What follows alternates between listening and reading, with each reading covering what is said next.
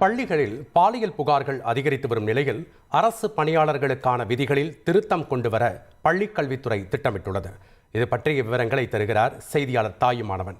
வணக்கம் தாயுமானவன். சமீப நாட்களாகவே பள்ளி மாணவிகளுக்கு எதிரான பாலியல் குற்றச்சாட்டுகள் அதிகரித்து வரக்கூடிய நிலையில பள்ளிக்கல்வித்துறை இதை தடுக்க என்னென்ன நடவடிக்கைகளை மேற்கொண்டு வராங்க?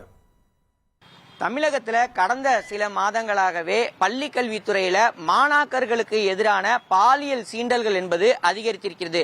இதனை தடுக்கும் பொருட்டு பள்ளி கல்வித்துறை ஒரு முக்கிய அறிவிப்பை வரும் நாட்கள்ல வெளியிட இருக்கிறது. குறிப்பா பணியாளர்களுக்கான சட்ட விதிகளை திருத்தி அமைப்பது குறித்து ஆலோசிக்கப்பட்டு வருவதாக பள்ளி கல்வித்துறை சார்பில் தகவல் என்பது வெளியிடப்பட்டிருக்கிறது. இன்று கோட்டூர்புரத்தில் நடைபெற்ற மாவட்ட கல்வி அதிகாரிகளுடனான ஆலோசனை கூட்டத்தில் பள்ளி கல்வித்துறை அமைச்சர் அன்பில் மகேஷ் பல்வேறு கருத்துக்களை முன்வைத்திருக்கிறார். குறிப்பாக கடந்த 10 ஆண்டுகளில் பார்த்தோம் என்றால் பள்ளி கல்வித்துறையில் மொத்தம் 238 பாலியல் சீண்டல்கள் நடைபெற்றதாக புகார்கள் எழுந்திருக்கக்கூடிய நிலையில அதன் மீதான விசாரணையை தீவிரப்படுத்த வேண்டும். விசாரணை அதிகாரிகள் உடனடியாக அந்த சம்பந்தப்பட்டவர்கள் மீது விசாரணை நடத்தி விசாரணை அறிக்கையை தாக்கல் செய்ய வேண்டும் என்ற ஒரு அறிவிப்பை வெளியிட்டிருக்கிறார். அது மட்டுமல்லாமல் பணியாளர்களுக்கான அந்த விதிகளை திருத்தம் செய்யப்பட இருப்பதும் குறிப்பிடத்தக்கதாக பார்க்கப்படுகிறது.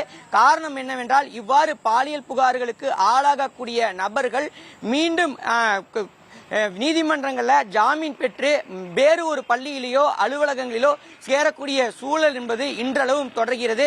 அதனை தடுக்கும் வகையில் பணியாளர்களுக்கான விதிகள் இனி வரும் நாட்களில் தீவிரப்படுத்தப்பட இருக்கிறது. இதன் காரணமாக பாலியல் சீண்டல்கள் என்பது பள்ளி வளாகத்தில் குறையும் என எதிர்பார்க்கப்படுகிறது.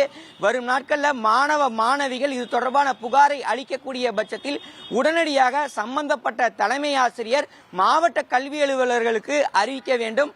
மாவட்ட கல்வி அலுவலர்கள் விரைந்து அது குறித்து விசாரணை நடத்தவும் வேண்டும் என பள்ளி கல்வித்துறையின் சார்பில் அறிவிப்பானது வெளியிடப்பட்டிருக்கிறது. வரும் நாட்களில் அந்த சட்ட விதிகள் திருத்தமைக்கப்பட்டு விரைவில் அறிவிப்பும் வெளியாக இருக்கிறது. நன்றி தாயுமானவன், உங்களுடைய விவரங்களுக்கு.